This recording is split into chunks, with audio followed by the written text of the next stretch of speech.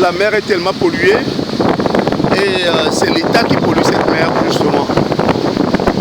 Quand vous voyez la couleur de l'eau ici au niveau de Kwémé et que vous voyez la couleur naturelle de l'océan Atlantique, on voit quand même qu'il y a une différence.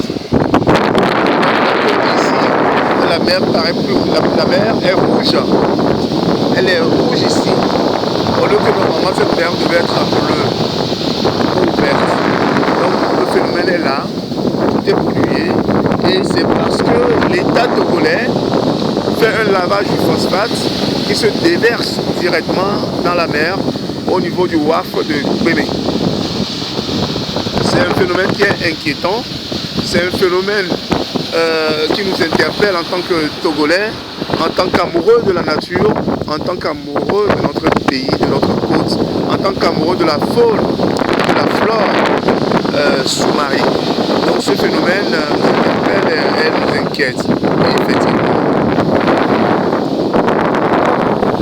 Voici le décor que ça représente en matière de pollution de l'environnement, en matière de pollution de la mer, en matière de pollution de la flore, de la faune, de la flore sous-marine. Et en matière d'érosion côtière justement, en matière d'érosion côtière, parce qu'on n'est pas sans savoir que ce sont des phénomènes qui ont naturellement un impact sur l'érosion côtière.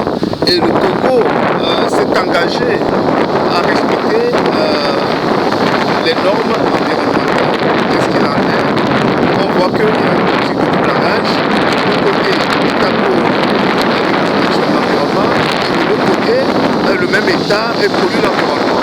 Ce qui est vraiment dommage et dommageable pour notre pays, pour les populations riveraines de l'océan Atlantique, dans les environnements de Kwémé, dans les environnements d'Agbo-de-la-Fort, dans les environnements de Alémon.